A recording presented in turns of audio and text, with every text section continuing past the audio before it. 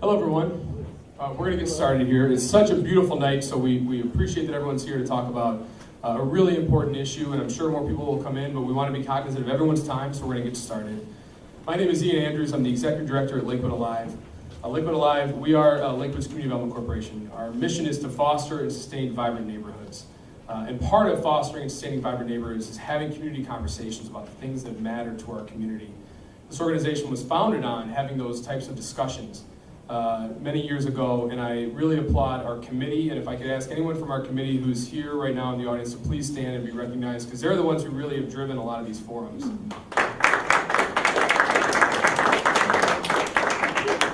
So our community forum committee, what we said was a few months ago was that we wanted to talk about some of the issues happening in the community. We listed 5 different things, and we sent those out to some of our partners and our friends and our folks who support Lakewood Alive. And what rose to the top was the idea of environmental issues, and then more specifically talking about water quality and how important it is to the region, to Lakewood and Cleveland and Cuyahoga County, and then more specifically to Lakewood and our infrastructure and how each one of us plays a role in ensuring that we have a clean lake. We decided that we would move forward with this really important topic. We have a wonderful panel tonight, which I'm really appreciative that they're here. We've got a great moderator who I'm going to introduce here briefly. The very brief background on Lakewood Alive and the programs that we administer, just as a shameless plug. We administer our Downtown Lakewood program, which is here to improve the economic health of the downtown district, which is Detroit from Bunce to Arthur. We put on a lot of large-scale special events, like the Spooky Pooch Parade, Summer Meltdown coming on the 10th, Light Up Lakewood, the Front Porch Concert Series. We support the Farmers Market. We have a Downtown Lakewood Business Alliance, the Merchant Association. We have a design committee, which works on the aesthetic improvements, because you don't have to be an urban planner to know when you go into a city, you can tell, you can sense that there's something happening there, whether that community really cares through the way that they design their city. And I applaud the city of Lakewood and the work that they do with us to improve the aesthetic appeal. Joe Benno is our Director of Public Works, who's here tonight. He and his team also play a really big role in that facet. And then working to recruit, retain, and attract and grow small businesses and any business of any size here to Lakewood. We also want to help out in other parts of the community as best we can, whether it's Uptown or Birdtown. This past week, we had a Birdtown historic walk. We had a community picnic where we had all sorts of folks come out trying to build that sense of community. And then we also have a housing outreach program working citywide to primarily help low to moderate income individuals improve the exterior condition of their home. We want to ensure that everybody lives in healthy and safe housing. We have over 17,000 units of residential housing stock, almost 13,000 1- and 2-family homes. How can we ensure that we're working with folks to connect them to the resources to be able to maintain their homes, sustain it, but also live in healthy and safe conditions? So that's critically important, and housing is, as was deemed in the Grow Lakewood report in 2006, that is the foundation of the local economy. It's the economic linchpin of Lakewood. And then the community forums. This is something that we're really pleased to have. So, without further ado, I'd like to introduce Terry Robison. Terry has over 30 years experience in research and management related to forests and wildlife. He's been with Cleveland Metroparks since 2007 when he was hired as the manager of field research. Prior to coming to Cleveland, Terry worked 10 years for Meade Wescovo in Wickliffe, Kentucky, as a research scientist, and 11 years for the Missouri Department of Conservation in multiple positions working on tree breeding, nursery management, and forest regeneration research, as well as supervising fellow research staff. Since March 2013, he has been the director of the Natural Resources Division for Cleveland Metroparks, where he administers an elite staff that cares for and enhances the forests, meadows, and water bodies within the 23,000 acres that make up the oldest, soon-to-be 100 years, park district in the state. And before I bring Terry up, I was remiss, I need to introduce Councilman Dan O'Malley, who's an elected official here tonight. Thank you for coming. And County Councilman Dale Miller. Dale, we appreciate you being here as well, so thank you. So without further ado, Terry, if you want to come on up, we'll get this started. I'm here tonight. I've heard a lot about the summer solstice steps. I haven't been there yet, although I spend a lot of money and time in Lakewood. But to not be out there tonight and being here, I really appreciate it. So tonight we've got a great panel. These people know a lot about water, about the lake, about how we can take care of things in our own backyards and in our parks and public areas too, to make the lake clean and useful for all of us. I'm going to give a short presentation, some background work, trying to focus in on where we are, where we sit, and then a couple of our panelists are going to also give short presentation to help set the stage for the question and answers later in the program. She's one of 5 college program extension educators along the Lake Erie shore. Ohio Sea Grant is one of 33 Sea Grant programs in the country. The mission of Ohio Sea Grant College Program is to increase the public's understanding and improve development and conservation of our Great Lakes and ocean resources. And her particular emphasis obviously is on Lake Erie. Jill works with communities to conduct outreach and education about Lake Erie, identify community needs in regards to research, funding, or scientific expertise, and she helps develop partnerships and foster a collaborative approach to management of the Great Lakes and Lake Erie. Jill got her BS in wildlife ecology and outdoor education and MS from the University of New Hampshire in 2012. Next to Jill is Jared Bartley. Jared is the Rocky River Watershed Coordinator, which Rocky River Watershed touches the west side of Lakewood with the Cuyahoga Soil and Water Conservation District. He's been in this position for about 10 years now. The mission of the Rocky River Watershed Council is to protect, restore, and perpetuate a healthy watershed through public education, watershed planning, communication, and cooperation among stakeholders. Jared is active in identifying and developing opportunities to improve and protect watershed resources in collaboration with local communities and regional and state and federal partners. Efforts include updating watershed action and balanced growth plans, educational and public involvement efforts, watershed cleanups, river cleanups, stewardship efforts including dam removals, tree planting, and stream restoration. And much of this work is done with public involvement and volunteers. That's one way to get involved. Jared received his Bachelor of Arts from Case Western in Geology and Earth Science. Next to Jared is somebody you probably know, Mayor Mike Summers. Honorable Mike Summers has been mayor of Lakewood since January of 2011. First through appointment to fill Mayor Ed Fitzgerald's term and then by election. Served on City Council in Ward 3 from 2007 and also served 8 years on the Lakewood Board of Education.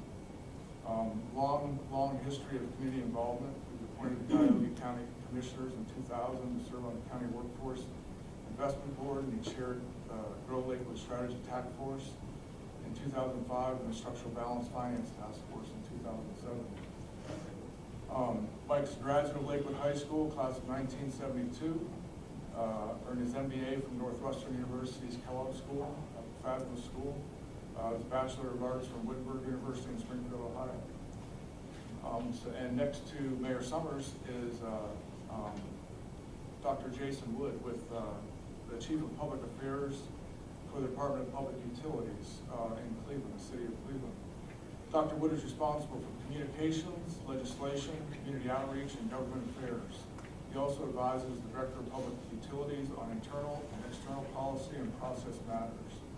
Prior to this appointment, Dr. Wood worked on Cleveland Water's customer service turnaround project as Deputy Project Manager, taking the lead on communication issues to ensure that employees, customers, and government partners are kept informed about the status and progress of the turnaround project.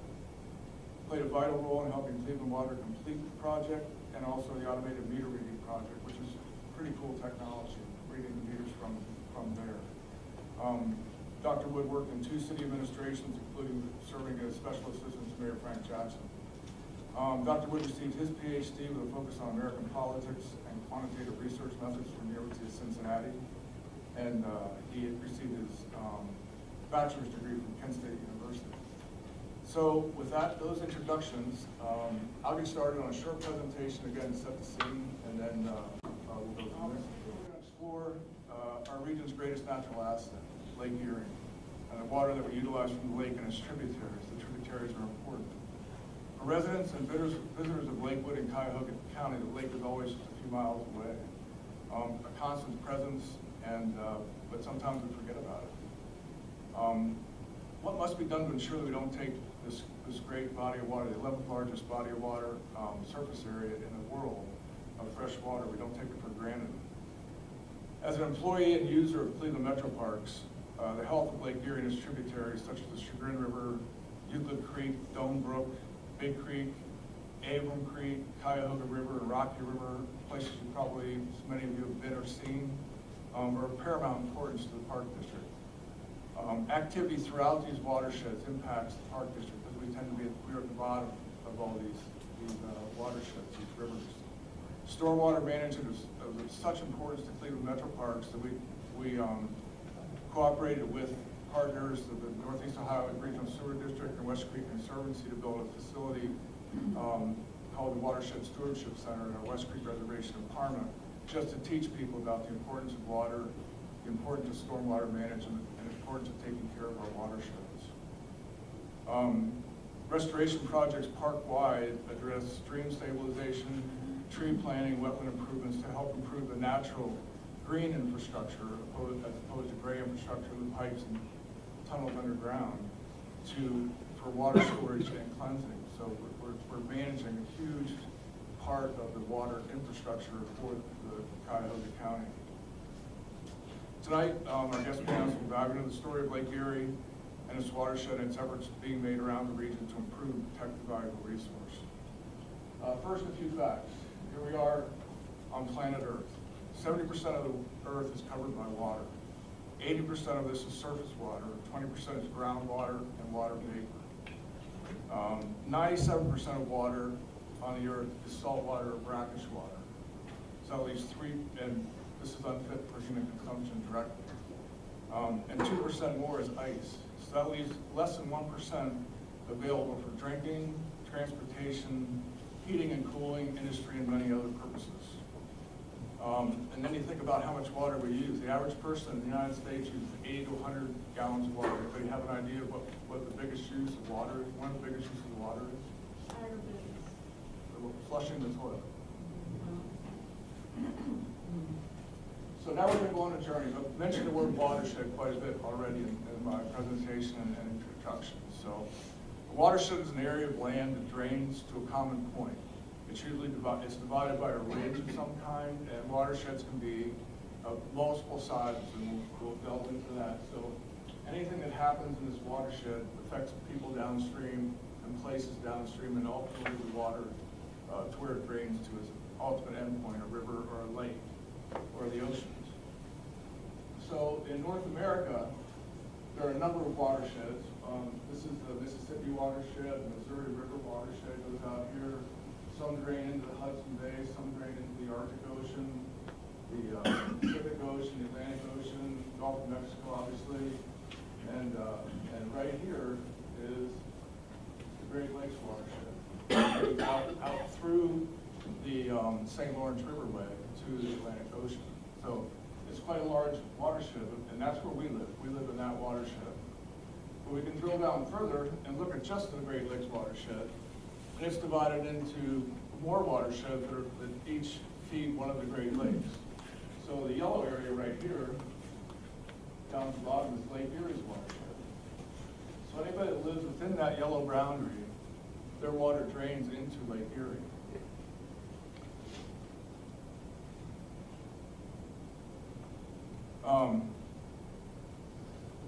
And the Great Lakes watershed in itself is about 18% of the world's freshwater supply.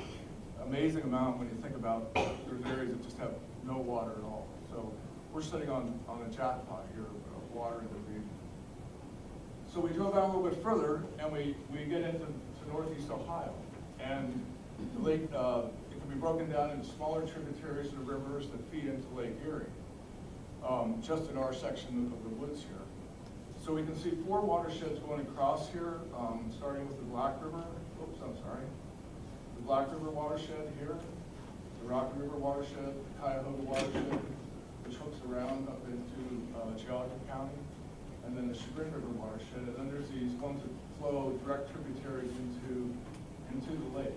And you can see, just barely see a little circle right here. This is Lakewood. And we zoom in a little bit closer, and this red line here that you might be able to see is Lakewood. And it sits, the western boundary sits on the Rocky River watershed, and the rest of it sits in what we call the Lake Erie tributaries, the smaller tributaries and streams, and underground streams here that drain directly to Lake Erie.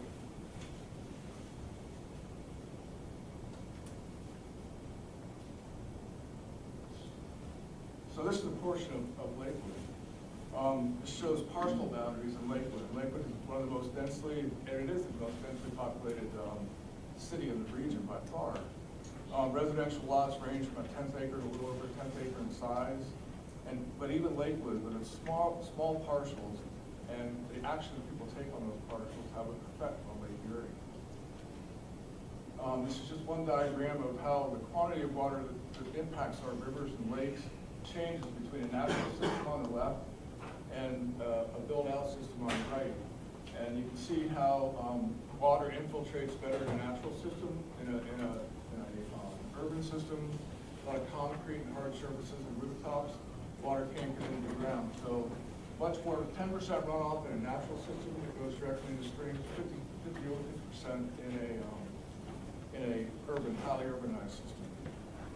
So this runoff is really important in what it carries into the river and into the streams and into Lake Erie. And now we'll go down into one of your watersheds, a house or an apartment or a business in Lakewood. And we influence, as humans, we influence how the quality of water is and how we dispose of our waste, or what we add to the water that we flush down the drain, or if we wash our car outside, or if we use bottled water. We change the water, the fresh water that's coming out of the sky every day. We now know tens of thousands of water pollutants that affect our fresh water supplies. Fertilizers, motor oil, pet waste, lawn runoff fertilizers, asphalt shingles, anything you can name there. With all that though, the region produces some of the cleanest and safest and from an abundant water supply of anywhere in the world. With this much use, it takes water to make almost everything we do. These are just some examples. 11 gallons of water to process one chicken. So when you go to the store and buy a chicken or a few breasts, a lot of water goes into producing that chicken. 120 gallons to produce one egg. 6,800 gallons to grow one day's food for a family of 4. 1,850 gallons to refine a barrel of oil.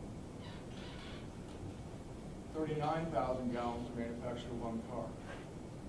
And probably the most important one, 1,500 gallons to process one barrel of beer. That's important. So, to complete this overview, I'd just like to say that Lake Erie and the rivers and streams that feed it are a resource that we can't choose to ignore. We must take care of it. And with that in mind, and with clean water in mind, I'd like to invite Dr. Wood to come up and reprise a presentation he gave at the Music Box about a year ago that really hits home on clean water and how we get it to our house. Okay, thank you, Terry. You know, it's interesting Ian opened up kind of talking about vital communities. And we may be biased to clean water, but we do like to think that a reliable supply of safe drinking water is pretty integral to developing and founding and maintaining vital communities themselves. It supports families, jobs, recreation, a whole host of other things.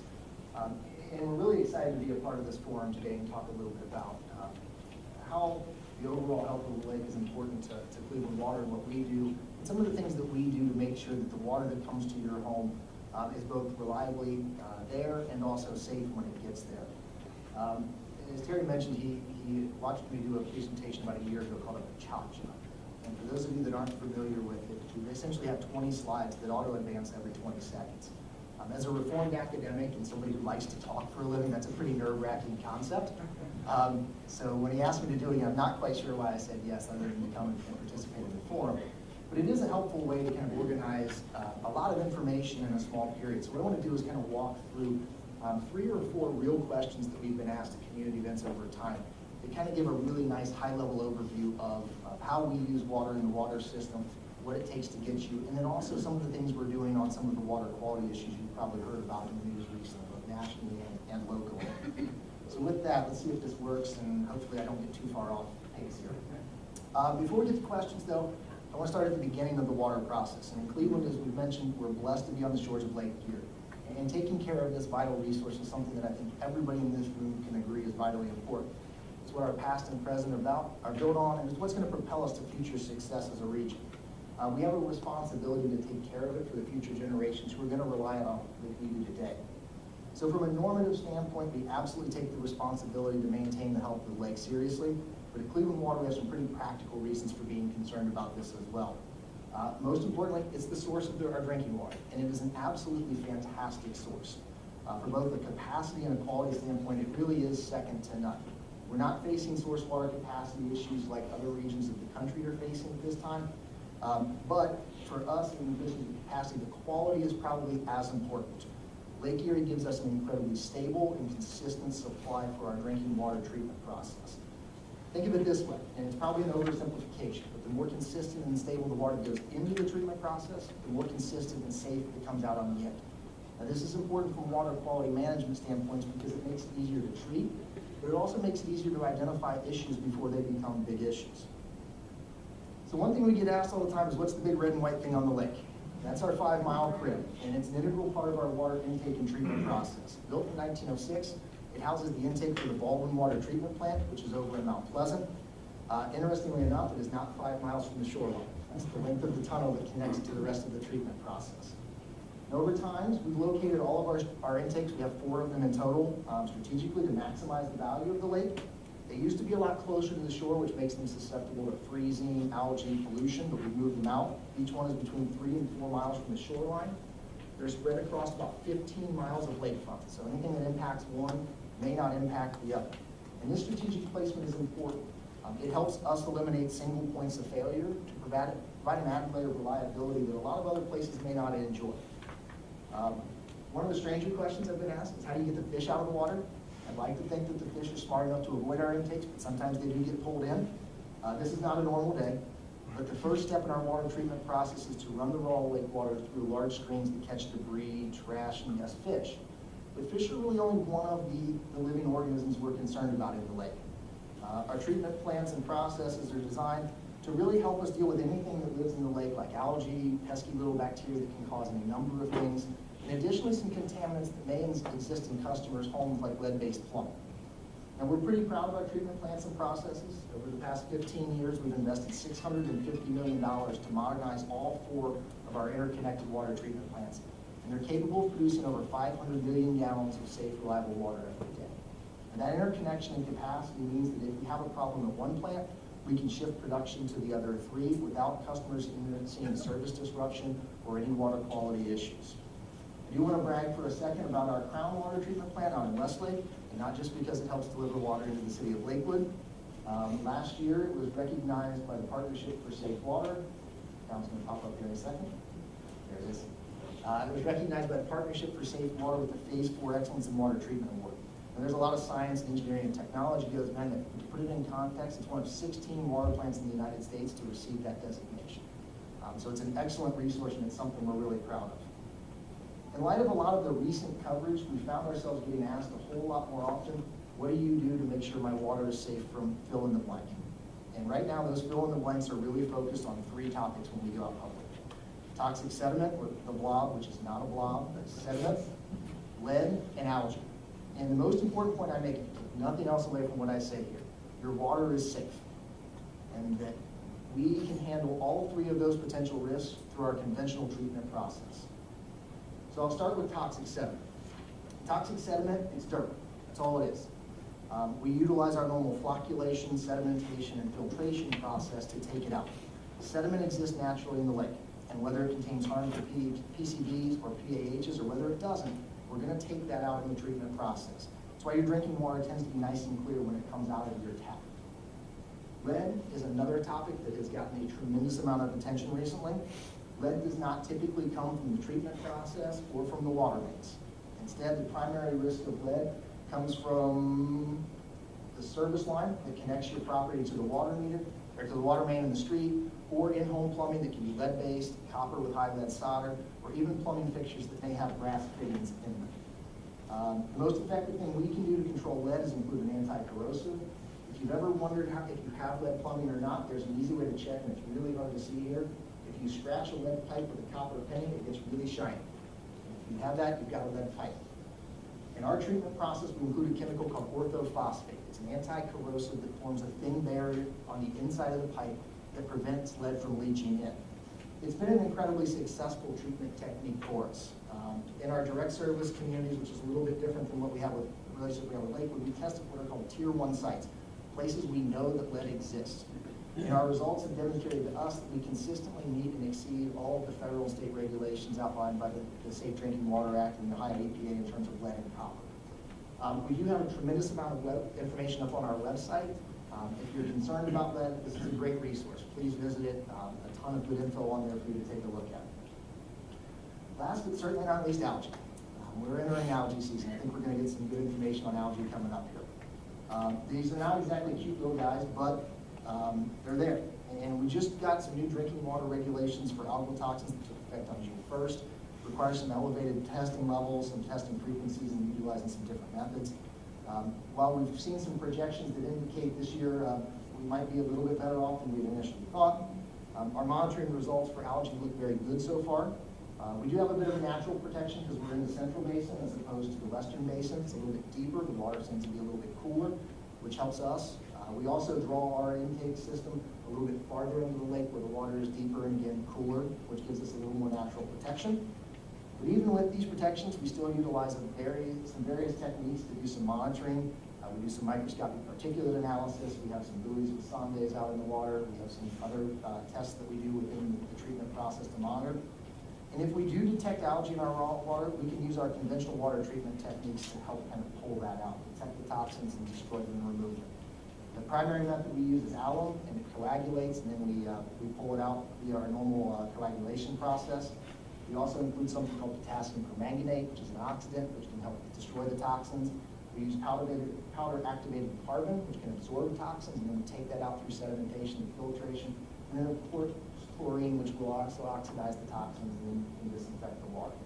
So I hope you take away from this that as you hear about algae and the risk from a drinking water standpoint, we're well prepared. We're in a good position to deal with it.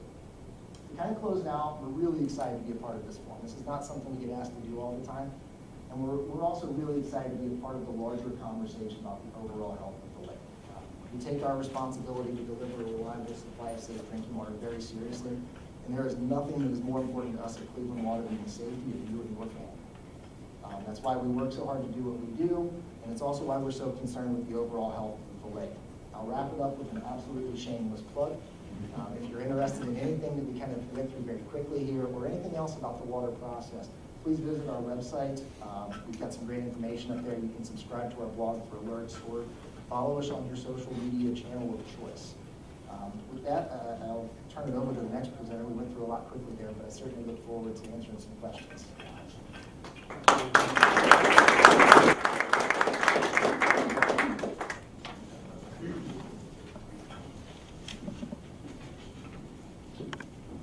Next I asked Joe Bartolotta from Ohio Sea Grant to give us a couple more facts and figures about Lake Erie so you can really understand how important this lake is to us. Joe's got a short presentation for you.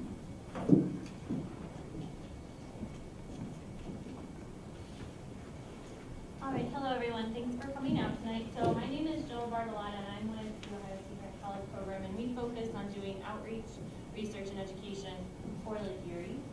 And so just to get an idea, you can see in this map here, this is a bathymetry map, so this is going to show us depth. It is not a very deep lake. It's the shallowest of the Great Lakes, but it is a very important Great Lake because it has a very large population both in the U.S. and Canada. So a lot of people rely on this lake, even though it is small. So it is the southernmost, the shallowest. This allows it to be the warmest, which can have negative implications when we talk about things like algal blooms, but it's also very important for our wildlife populations and our fish population. So this gives us a wide diversity of aquatic habitat, and so we get a lot of naturally reproducing native fish stocks. And you can see here in yellow just how Lake Erie compares depth-wise to all of the other Great Lakes. It is much shallower than all of the other Great Lakes. Also, just so you can understand where most of the water comes from that enters into Lake Erie, 80% of it is coming from the other Great Lakes, so coming down the Detroit River into Lake Erie, flushing out into Lake Ontario, eventually over Niagara Falls, into the St. Lawrence Seaway, and then out into the Atlantic Ocean. 10% of it is coming from our tributaries. These are the rivers, streams, creeks that all drain into Lake Erie, and then 10% of it is coming from direct precipitation that is occurring over the lake. And because Lake Erie is so shallow and warm, and it also has so many great nutrients in it, we have 50% of the fish in the Great Lakes, even though we only have 2% of the water. Has anyone here ever been to Lake Superior? Anyone ever gone in it? It's freezing cold. So it is 50% of the water. It's very deep. It's very clear. It's freezing cold, but it only has 2% of the fish. So it has many other important resources for the people that live there, but the fish is lacking. What Lake Erie is really known for is our amount of fish. And so this comes with great economic importance based on these fish that we have. So we have about a 40 billion tourism industry here in Ohio. 11 and a half of that, and almost 120,000 of these are coming from the counties that border Lake Erie. So this is coming from things like marinas and also being the walleye capital of the world. People come from all over the world to fish for walleye in Lake Erie. So this gives us a $1.5 billion sport fishing industry. The number of charter captains is less. It's probably closer to around 500 charter captains now. But these are people who take people from all over the world out into Lake Erie to go sport fishing for the week. And we also sell around 870,000 fishing licenses.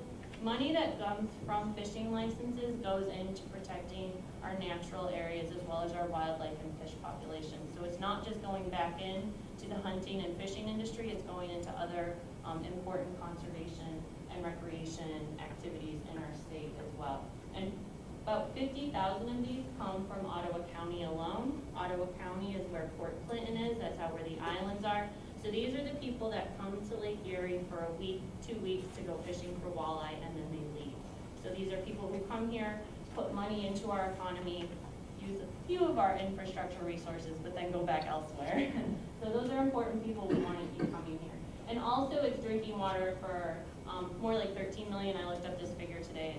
It's a larger number now, it's 13 million people. And we also do get some power generation from them. That's all I have for you.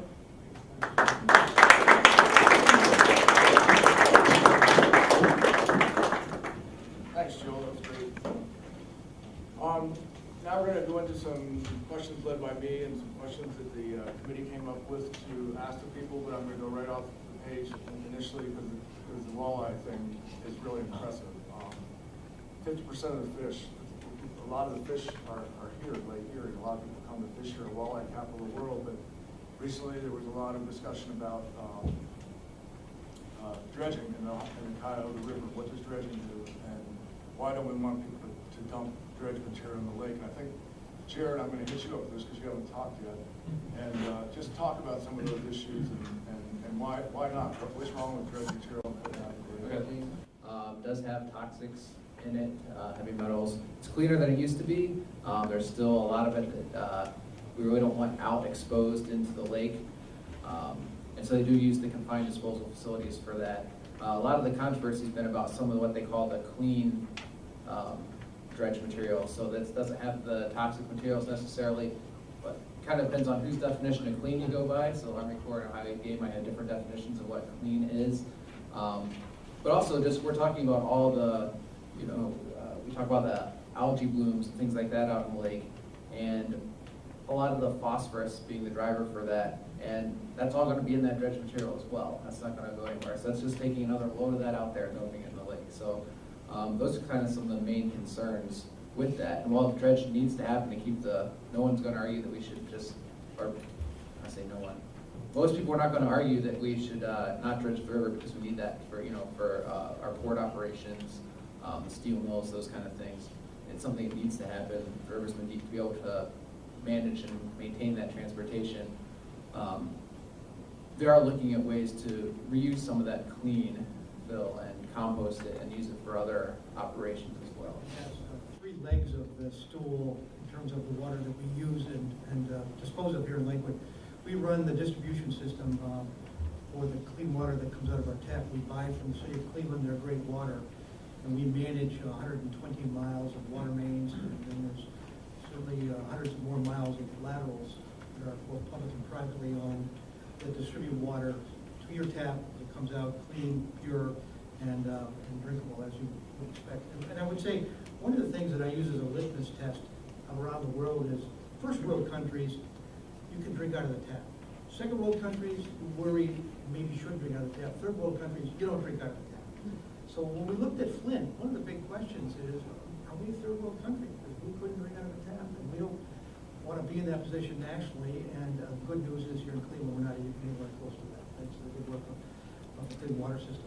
Second piece is we are also the collector system of our sanitary and stormwater. And the last piece is we are the treatment piece of the sanitary and stormwater. So Lakewood's role then is a vital role. All this water that we consume in our daily lives gets put into our collector system, one way or the other, and has to be treated before it can be then returned to the watershed. And it's a big challenge today with the volumes we have, and in Lakewood's case, the age of the system and the way it was designed. And that design reflects the state-of-the-art, 1910, 20, and 30. And it was a very well-designed system, and it served its purpose well. And its primary concern was to protect citizens from waterborne diseases, typhoid, diphtheria, and cholera. And the goal then was to take water and get it away from the population as fast as you can, and to dilute it as fast as you can so that it has a less detrimental effect on population health. And of course, that dilution source was Lake Erie. And the mantra for pretty close to 70 years was that solution to pollution is dilution. And so get this water out there and let nature in its own course deal with it. Trouble is, of course, we put more than it could absorb, and the pollution stayed. So then the 1972 Clean Water Act, passed by Congress, vetoed by President Nixon, overridden in a veto. And the concern that President Nixon had was that we couldn't afford the fix. It was about $750 million, I think, in 1972. But today we're looking at trillions nationally to deal with the issues that we have. So the challenge for Lakewood is to take this water system that behaves well in its general day-to-day operation. But when we get large amounts of rain, a big storm, we are looking at a system that's designed to overflow automatically at various points across the city, about 60 of them, into the lake in water shed of the river untreated. And that's what we have to fix. So the sanitary water is really not the problem. The problem is that in our sewer system, we have stormwater that gets combined with sanitary on these high water events. And that's what we have to figure out how to re-engineer our system so that we don't discharge. And there's various strategies that we're employing out, and we'll talk about. Small muscles about this big. They cause a whole slew of other problems. But they can also affect our water quality. So what they do is they are, feeding at the bottom of the food chain. They're going to be eating our phytoplankton, which are those microscopic plants in the system, which are important for all of our other fish species and macroinvertebrates to eat. But they're going to be filtering that out. So you get a clearer lake, which sometimes people think a clear lake means a clean lake. That is not necessarily the truth. Lake Erie is supposed to be brown and cloudy by nature. That's why we have so many fish in it. So they clear this lake, which allows the sunlight to penetrate farther down into the water column. But that also allows algae to grow farther down into the water column. So you get things like nuisance algae, which when they die, they sink down and they use up oxygen. That affects our fish species. They can also get tangled up in your boat propellers. But when we're talking about these harmful algal blooms, it allows microcystis, that's one of the cyanobacteria we're worried about when we talk about a harmful algal bloom, grow deeper into the water quality. So that's just causing a larger bloom to happen. Also, zebra and quagga mussels stop filtering when they detect microcystis in the system because it's releasing that toxin. So they're not filtering out the algae from the system anymore that we would want them to be filtering out. They're just allowing the problem to continue. And then another thing, we talk about the water bottles, is marine debris. So marine debris is any trash that finds itself in our water environment. 80% of what we find on our beach cleanups is plastic. Plastic tends to attract things to it. It attracts things like PCBs, PAHs, persistent organic pollutants, bacteria. It attracts it in the water. It's also attracting it in our sediment. So it's just concentrating these chemicals in our water and in our sediment. And so if you are swimming near trash, you're swimming near those things. If you're at a beach, it could be contaminated. It's also in its larger form of marine debris, but it is now in small microscopic pieces in beads, fibers, or fragments. So it's a problem that is new to the Great Lakes. We're not quite sure what this means for our water quality, human health, health, wildlife health. It is being investigated right now, but there's just still a lot of research that needs to be done on this issue. It really is not an issue in the Cleveland water system. As I mentioned in the presentation, we use an interconnected treatment process system. So we have actually 4 water treatment plants. The Crown plant in Westlake, the Garrett Morgan plant, which is just on the near west side off of the West Shoreway, the Baldwin treatment plant over in Mount Pleasant, and the Nottingham plant, which is in the Collinwood border area. Those 4 plants are interconnected. And that interconnection provides us with a measure of reliability, but it also provides scalability across the region. From an actual capacity standpoint, I think our rated capacity is about 510 million gallons of finished water a day. I think on an average day, we're at maybe 225 million. We'll get into the threes. It's been a while since we hit 400 million. And there are reasons for that. Population shifts in terms of just sheer number of people, smaller households, changes in usage patterns. But we have a ton of capacity within the region, and it's reliably built and really puts us in a firm position when the Cavs win a championship and or any other thing starts to draw population and business and water-dependent industries back to the region. We're prepared from a capacity standpoint. We talked earlier, Jason, and Joe, maybe you can chime in on this. There's been demand, sometimes places like California, Arizona, even Waukesha, Wisconsin have made efforts to pull water from the Great Lakes. What's the status of that? How's the water, is the water in the Great Lakes protected? Yes. So the situation in Wisconsin right now is they are asking to pull water out of Lake Michigan into a county that does not directly lie on Lake Michigan. It straddles a county that is in Lake Michigan and then not in Lake Michigan. And the reason they're needing to do this is one of their underground aquifers has high concentrations of radium in it, so that water is no longer drinkable for the community residents. So they're asking for this this exception to the rule. So what happened in 2005 is all of the governors from the Great Lakes got together and they created what's called the Great Lakes Compact. It's also the Great Lakes St. Lawrence River Basin Water Resources Compact because Canada is involved in the agreement as well. And this is an agreement just to protect the water quality and water quantity that we have in our Great Lakes from being taken elsewhere. There are exceptions to this compact. Wisconsin is one of them. So if you are a straddling community and you meet other exceptions to this compact, you can make a proposal. That's where Wisconsin is right now. Make a proposal to draw water from one of the Great Lakes. They will go to vote on this on June 20th, and any one of the governors can veto. And then I believe after that they would have to go through the process again. But the Department of Natural Resources is the one that is handling the application for an exception to the contract in this situation in Wisconsin. Do you want Ontario and Quebec get a vote? Yes, they're called premiers. I guess that would be their version of a governor. So there are 2 aspects to stormwater we're going to talk about when we talk about how it impacts water quality in the region. First, obviously, being water quality. So in the slide Carrie had up there, it illustrated, a bigger house. The first time that we interact as people with rain, with that water, is when it hits our roofs, hits our driveways, hits our lawns. And whatever's on those roofs, driveways, lawns, roads, ends up in the water, it's picked up that water, and it's carried into the Lakewood storm sewer system. And some places, other places, that's carried directly into the nearest stream or creek or directly into Lake Erie. And the quality of that water, impacts those resources downstream. And impacts how you have to treat that water and the amount of work you have to do to get that stuff out of the water before you can discharge it back into the environment. The other aspect is the quantity of the water. People don't in Lakewood, you're a little more aware of this than most places, I think, because that quantity of that water, that stormwater, also is impacting your sanitary sewer system.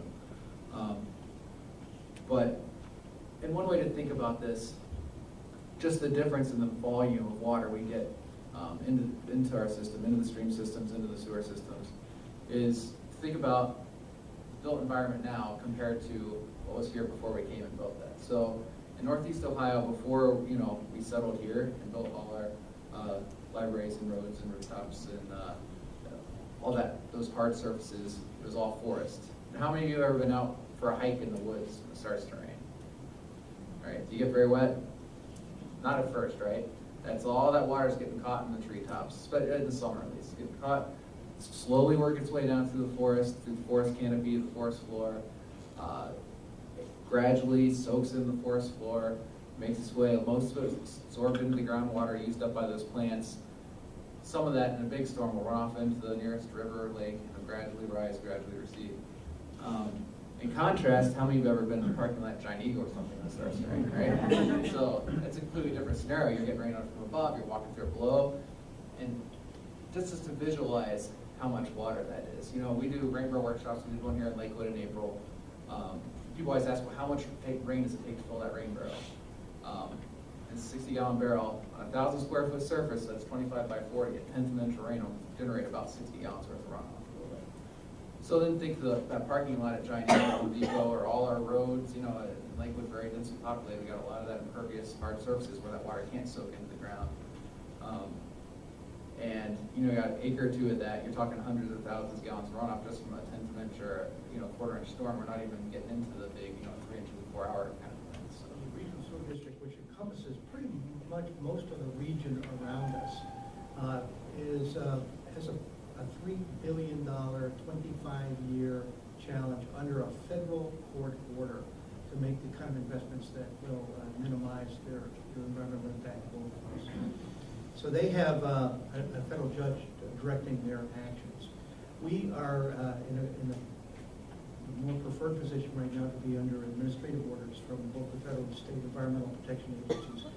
And we are working vigorously and diligently to, one, understand how our system works under various conditions, and two, what type of engineering investments would be appropriate that would have the kind of effect we need, which is to minimize these outflows. We have a significant concern about not only the types of solutions that are appropriate here, but our ability to afford them in a community like Lakewood. As a practical matter, we think we're looking at about $200 million worth of work over several decades. We hope it's 3 or 4 that will allow us to make slow but steady progress towards investing in these things. So the question for us is one of the many questions for our community, and tonight is a great opportunity for us to begin to think about these, is how are we going to make these investments? How can we minimize the costs, and how are we going to pay for those costs that are going to be presented to us? And there are many avenues available, and we have the good fortune of the regional sewer district showing us the way in some of them. One of the ideas is a fee levied against every homeowner or every structural owner.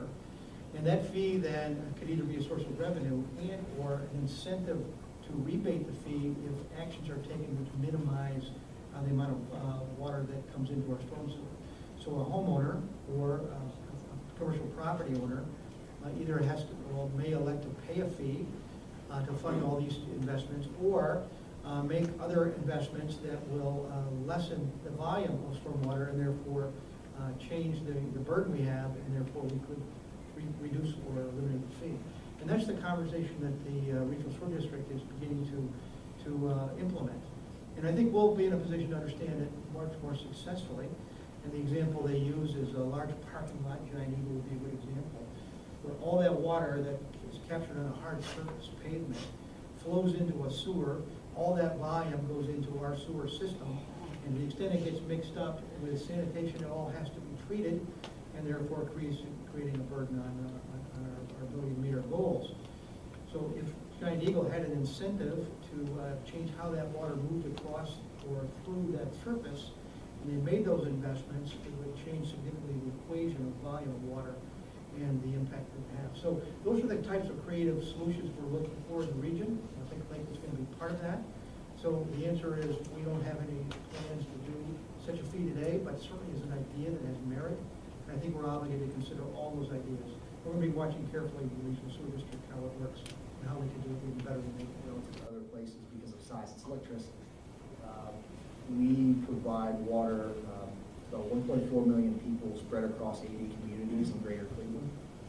That includes delivering water as far south as Richfield and Hudson and Summit County. That's a lot of distance to cover, but more importantly, it's a lot of elevation to cover as you move away from the lake. So moving water up that hill, there's a finite distance you can raise water vertically before gravity drops the pressure to a dangerous level. So we have to, in some instances, pump the water 3 and 4 times to get it to the edge of the service areas. There's a huge electricity cost. Obviously, with any government entity or any business entity in general, it's personnel costs to maintain the system. In the long term, we do face, like all utility structures, long-term capital needs that have to be met. We've been a bit aggressive over the past few years, and by few I mean 30 or 35. In terms of how we've made capital investments, we've put about $1.6 billion of total investment into our system, and that's a significant investment to modernize all 4 of the water treatment plants. In addition to kind of, in order to service that size of an area, we have quite a few water pumps and tanks and towers that help regulate pressure. We've modernized and upgraded all of those. And now we're moving into the phase where our capital investments can be focused most heavily on buried infrastructure, the stuff that's kind of out of sight, out of mind. We have about 5,200 miles of pipe in our system. And if you want to think about that in context, that would stretch from Cleveland, Ohio, all the way to Athens, Greece. And we have to maintain that on a daily basis. So it's in one of the other presentations that I do, but I dropped it out here. One of the questions we get asked all the time is, why do I feel like a water main breaks every day? And the simple answer is because they do. We average about 5 a day or 1,700 a year. So we're trying to be aggressive in terms of the maintenance on that. When maintenance costs, I think we average about $50 to $55 million a year in repair costs, both personnel and materials and those things. But now we're starting to move towards a more capital-driven approach. And we're putting about $20 to $25 million annually of capital replacement in. Over the next 9 years, we're looking to spend between $240 and $250 million on the pipes alone. So it's a roundabout way of saying that from an operating side, it's personnel, it's electricity, but long-term, there's a huge capital need that all utility systems are facing in one way or another, whether it's potable water, wastewater. It's a big deal. Splash your downspout into your lawn and let it absorb in your lawn. It just buys you a little bit of time. And even better if your lawn isn't just turf grass, but instead you have native plants or prairie or landscaping with deep-rooted plants help infiltrate that into the soil. Rain barrels are another thing people can use. You know, it's 60 gallons in the grand scheme of things isn't a ton, but if every house in Lakewood had one, how many hundreds of thousands of gallons would be saving every time it rains. And then there are other ways too. So I recognize not everyone has a lawn, or there are a lot of renters in Lakewood, a lot of apartments. There are things that you can do that don't involve maintaining your own property. You can get involved with some of the local activities to help restore the watershed. Just a couple weeks ago, first weekend in June, we had a river cleanup on the Rocky River, taking trash out of the river. Had like 85 volunteers. We started in Scenic Park down there in Rocky River Reservation. Get some of that debris, that plastic, before it gets out into the lake and becomes a problem. We have different tree planting events. Just get involved in the community, tree commission, the parks, trying to get even just attending forums like this and get educated. Any kinds of ways you can find to get out there and get involved. There are lots of opportunities for that. Metroparks has a lot of opportunities for that. Also with the city, we offer a rainbow workshop every year in Lakewood. If you are interested in rainbow, just learning more ways that you can do They that. do go straight down your drain. Wastewater treatment plants are removing about 99% of them, but that 1% adds up over the long term, so there are now trillions of these small beads in the lake. They will be phased out of products within the next couple of years. That is federal legislation. But if you go to your store and you look at the ingredient list, you're going to be wanting to look for polyethylene or polypropylene. That's going to mean that there's plastic in the product that you're using. Also, when you go to dispose of your medicines, dispose of them properly. Either go back to a drugstore or a hospital and ask them to take them for you versus flushing them down the toilet. We are finding antibiotic-resistant sediments at some river mouths. Also, things like birth control can have tumorous effects and growth effects on our bird and wildlife species and fish species as well. So just making sure that if you are using things like medicine, you're disposing of them properly. And then just to piggyback a little bit about keeping the natural environment, is just protecting wetlands. Ohio's been very good at destroying its wetlands. It's destroyed about 90% of them. We destroy them at the second highest rate in the country. We're just behind California. So just understanding that wetlands are very important for absorbing nutrients, slowing the flow of water, and providing wildlife habitat as well. So if you can be involved in your community to encourage the restoration of wetlands or to prevent the destruction of more wetlands. There are three legs of our reduction of outflow stool. One of which is expand the wastewater treatment facility. That's been the historical approach by many cities, and we're considering adding a piece to our treatment facility. There are technologies available today that allow water that's fairly pure. In fact, it's just stormwater mixed with some sanitary. It's relatively clean water, but not potable. And that water can be put through a chemical treatment facility at a higher rate of volume that will allow us to absorb more water into the plant and treat it. So that's the expansion of the treatment capacity. One of the strategies we see in this region is storage capacity. There's a $250, $300 million project over off Bratnall along Euclid Creek. It's basically a 23-foot in diameter tunnel. It's about 6 miles long. And it's designed to capture this combined storm and sanitary water, put it in the tunnel. It's really a big tank. Let the storms go through, and then after the storms have passed, you gradually pump out the water and treat it in your normal treatment capacity. The EPA loves that strategy because it has the impression of making a big investment and a big fix. There's lots of problems with it, and it's very expensive. Lakewood doesn't necessarily see the storage as probably the leading strategy. It may have some components in how we're going to approach things. One of the original proposals was to put a 3-mile tunnel underneath Clifton Boulevard. It was about I think a $300 million project back in the early 2000s. And the problem with the tunnel strategy is it's based on all the data you have looking backwards. So you assume that the storm volume you have looking backwards is the same as the storm volume you're going to have looking forward. Well, I think we know in the last 10 or 15 years that the storms that Mother Nature brings upon us have ratcheted up their intensity and their volume. And if you don't size that thing right when you build it, guess what? You're still discharging all the volume that's additional to what you thought you had. And the EPA's approach is, sorry, you didn't get it right, do it again. So the idea we spend $200 million on a tunnel and we know it's likely to be too small isn't a great affordability strategy for Lakewood.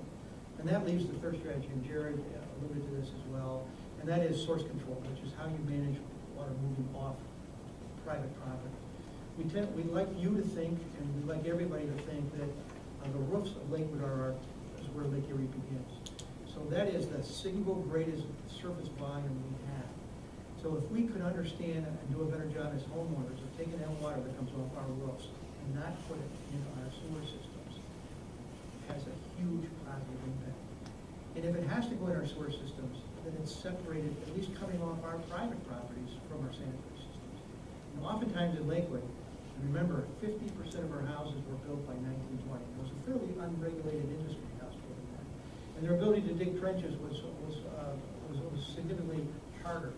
And therefore, the idea of putting in one trench, one pipe, and covering it up and calling it a success. And for 100 years, we might say, fine, I have one pipe, and I believe in my house as an example. I have my stormwater and sanitary water gets combined at my house and moves off the street and gets connected to the storm sewer. So I'm putting combined storm and sewer into a storm pipe on Wilbur Road. And my house was built in 1918. It was designed to work that way. So my options would be to disconnect that stormwater and keep it from going into the one pipe I have, or adding a second pipe, which is more expensive. But those are the things that would dramatically impact water quality moving off my house. And my house is pretty much like your house in Lakewood. So we have a lot of work to do to understand what's happening in our particular structures and how we might minimize or eliminate this combination of storms. It's a big deal. We're going to be talking a lot about that in the future of Lakewood. And so by becoming informed as you are today, you are the vanguards. I would like to acknowledge a couple of our citizens who spent a year. Raise your hands, your Clean Water Lakewood Storm. We had 22 citizens spend a year studying these issues and bringing their common sense and expertise to us, and they were enormously helpful. They're part of our communication to you, and they're here tonight to affirm their knowledge, but also share. Joe Benno is in the audience. Joe, raise your hand. Joe is our Director of Public Works. He oversees all the infrastructure in the city of Lakewood. And sitting next to Joe is Lou McMahon, who is a Lakewood resident, and he's one of the leading environmental lawyers in the nation. And he is our advisor on how we can most effectively achieve our goals of reducing outflows, meet the spirit and the letter of Clean Water Act of 1972.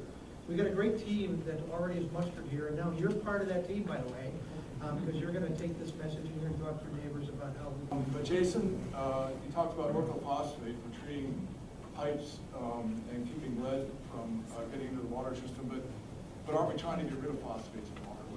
What's the difference there? It's a very low quantity. The nice thing about orthophosphate from a water treatment and lead protection standpoint is you get a lot of bang for your buck. So it does not take a tremendous amount of it because the effects build up over time. As long as you continue to feed ortho through your treatment process, it will form that nice barrier to keep the lead from reaching into the system. So yeah, we are concerned obviously about the impact of phosphate, but the volume and the quantity that we use in the treatment process is very, very low relative to the benefit that we So have. climate change for this region, there's different projections for regions all over the world, and different areas are gonna respond differently. So what we're seeing in the Great Lakes is we are gonna see an increase in our water temperature, an increase in our air temperature, and an increase in these large storm events. And we're gonna see these storm events concentrate at different times of the year. For example, we'll have periods of heavy rain, and then we'll have periods of severe drought. But overall, the Great Lakes is we are still gonna have water coming into our system because we do have the lakes. There are other places like California, which really water is going to be lacking for those parts of the world. And in regards to fish populations, so we'll take walleye, for example. Walleye eggs are very susceptible to temperature changes. So one concern is if you have a warming lake, those walleye eggs may no longer be able to survive in warming temperatures. So that can affect our fish populations. Also, if you're taking warmer water and increased rain events, that's going to increase the frequency and the size of your algal blooms. And when you get things like toxins released, that affects our fish populations, but also when that algae dies, whether it is the toxic cyanobacteria or non-toxic algae, when that dies, it sinks to the bottom and uses up oxygen, affecting our fish populations as well, and expanding the dead zone that we already have in the Central Basin part of Lake Erie. So we can expect to see changes in our fish populations moving towards fish that are more likely to adapt to warmer water and able to deal with the algal blooms. And some of these fish are invasive species that we're concerned about, and things like the Asian carp, which we do not have in the Great Lakes yet. But getting them in Lake Erie in a warm and very green environment would be really the perfect habitat for them. So keeping them out is a key priority for people. A lot of the things we're trying to do to reduce stormwater now, increasing tree canopy, trying to use the soil as a treatment mechanism, these kind of things are going to add resiliency to the system as well. So the impacts on the lake with the temperature, we aren't going to be able to mitigate maybe as much. But impacts on the rivers and streams, we can certainly have an impact on that by a lot of the same things we're already trying to do to reduce stormwater impacts now. To try to really keep that water, when we get those big storms, keep it going directly into the sewer system. And we have a big impact with that. The other consideration is, we talk about the forest area really being a buffer for that, in the Rocky River watershed especially, we have a lot of forested area left. And we talk about, tree canopy goals for the city, things like that. As the temperature changed, the kind of species we'll be able to use for those trees, trees, you're making a 60, 70-year investment a lot of times. So you gotta think 60 or 70 years in the future, what trees are gonna be able to survive in the climate that we have then. So we gotta really, when we're thinking about these things, be planning for those, thinking those things. Thank you. Mayor Summers, is there any chance the city of Lakewood will revisit the Clifton Boulevard median plans? You see in Cleveland a portion of their Clifton Boulevard that has these raised medians. The actual, there were plans that were toward to put medians in that same strip in Lakewood. We have a much greater portion of Clifton than does Cleveland. Part of the challenge was that's a federal highway, it's the old Lincoln Highway, and federal lane width regulations dictate what happens there. We got to a point, and Cleveland elected to go with their 6-foot wide medians, and theirs are raised. Actually, I think ours originally was supposed to be lower, but the problem is Clifton is crowned, so your median was actually at the top of the hill, not the bottom, and it's a very challenging ecosystem for plants. and it was gonna cost the city well over $600,000 in 2011. And in 2011, coming off the Great Recession, we really were not in a position to afford that, given the trade-offs we have with other needs.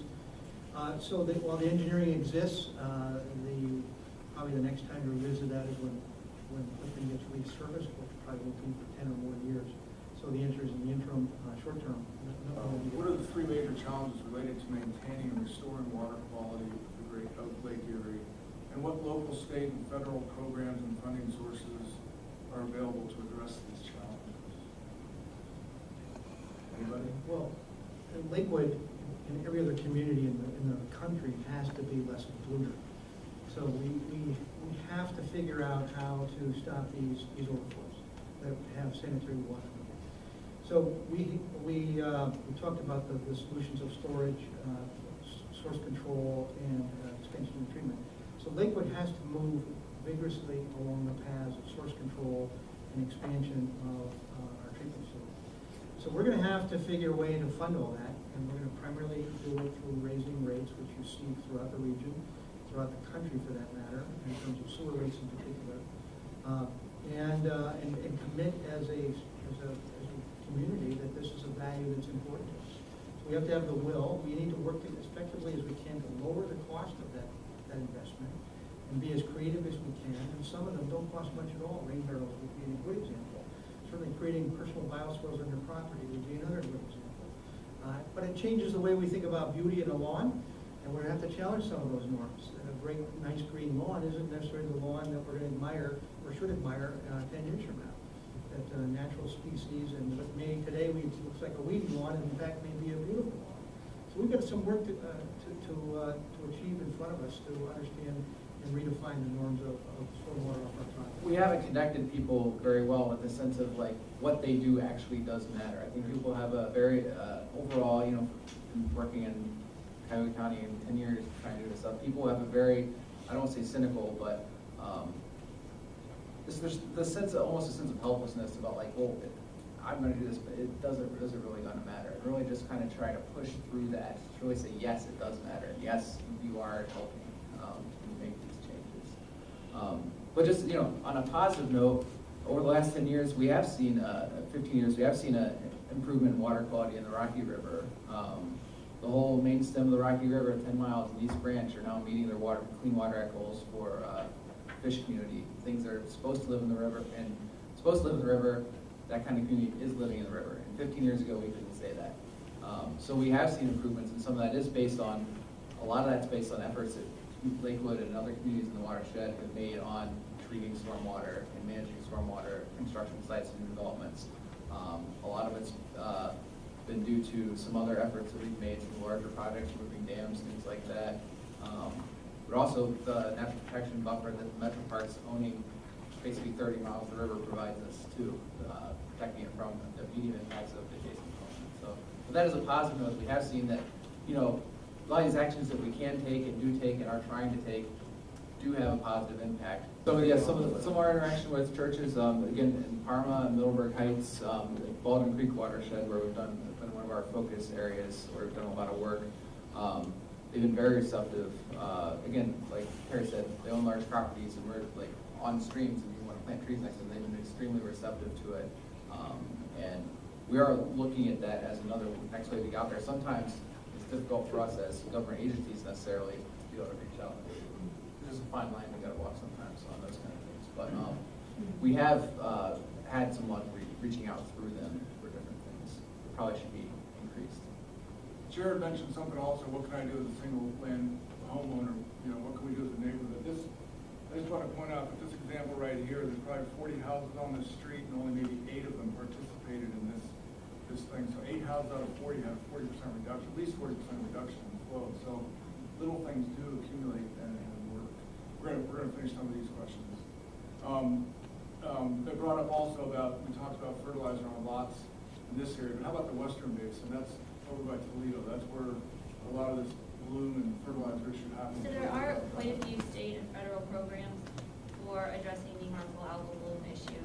And just to give you a little background on the western basin, it used to be a swamp. Wet soil there's lots of nutrients in wet soil, so it's great farming, but wet soil is not conducive for crops. So they put in these ceramic tile drains to drain that soil. Well, that infrastructure is aging. So now it is basically acting like a sieve, just taking that water that gets on the land, all the fertilizer with it, putting it into a pipe that goes directly into the Maumee River.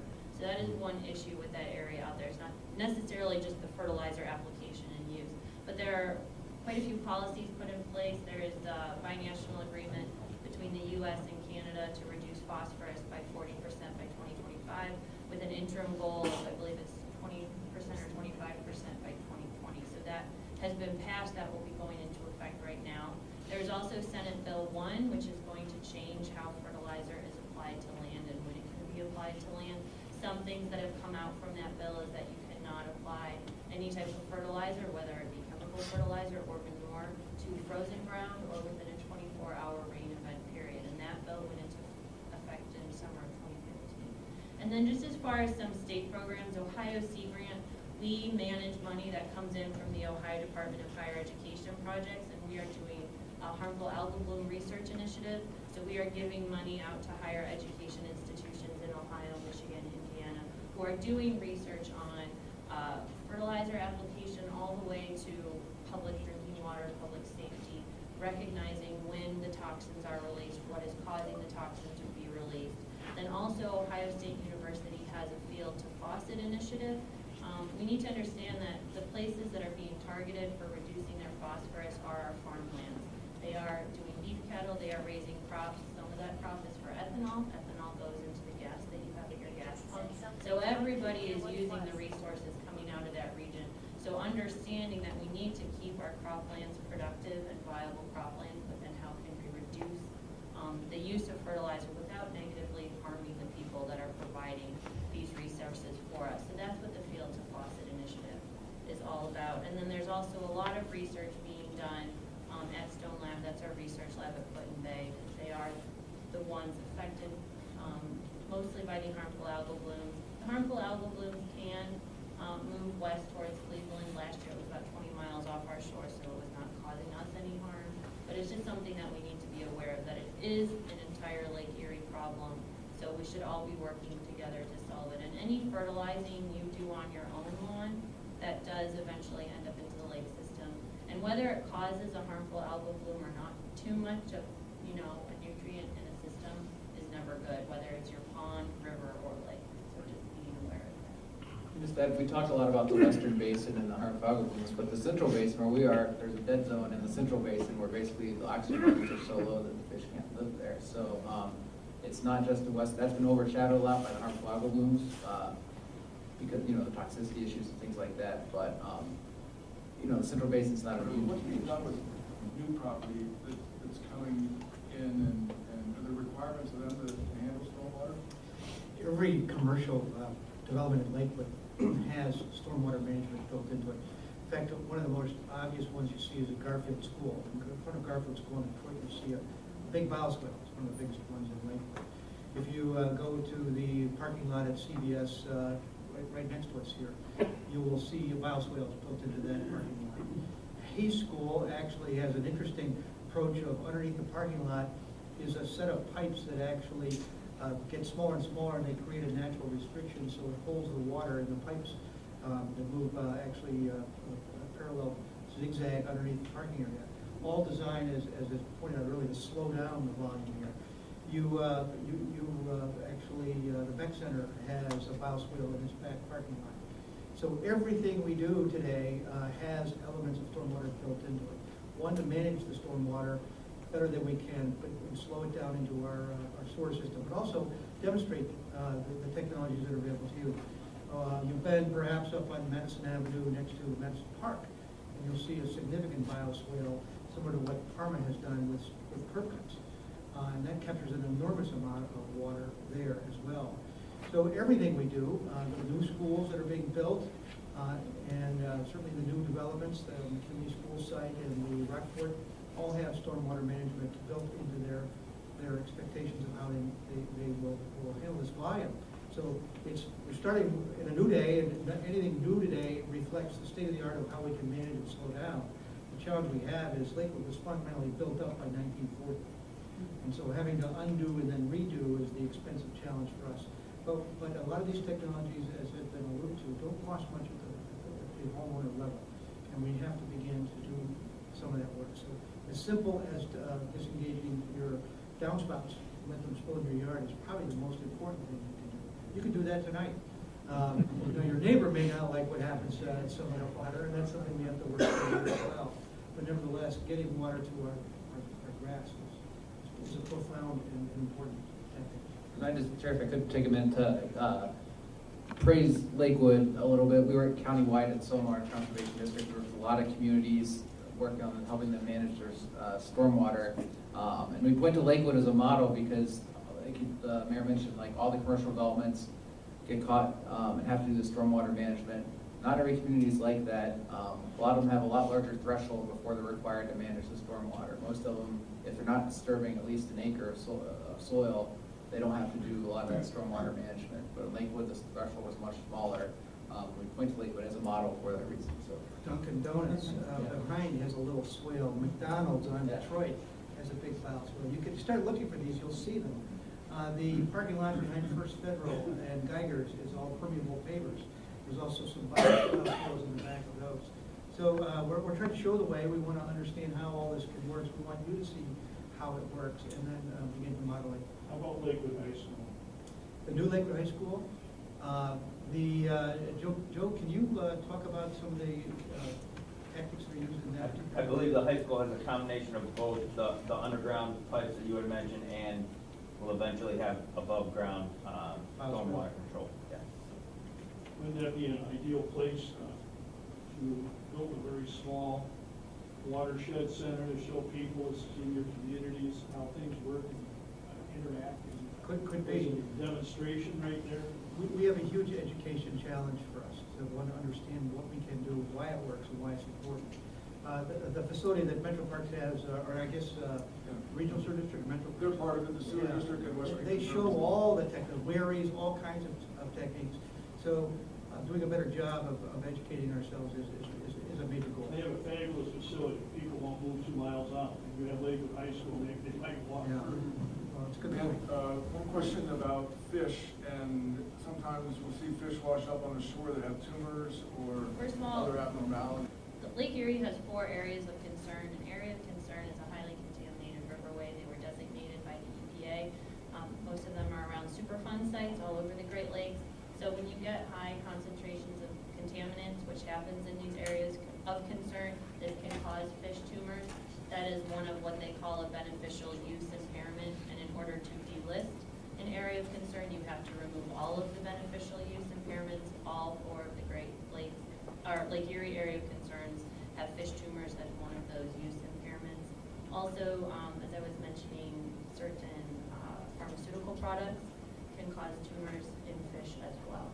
And so this goes into whether or not those fish are safe to eat. If you see a fish with tumors on it, if you catch a fish with tumors on it, you should not consume it. the Cuyahoga River is considered an area of concern.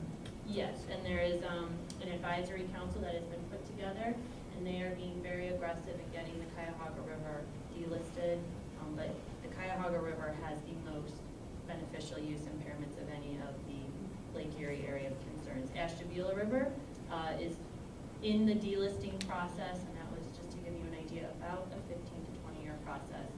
And there's just a few things that need to happen in the ecology and the natural environment before it can be. The Black River is an area of concern. So. I believe the target for the Cuyahoga was 2019, which would be the 50-year anniversary of the fire on the Cuyahoga. Yes, that's- That Tom Magazine wrote about the first place of the Clean Water Act. So they're called the Cuyahoga Area of Concern RAP, River Advisory.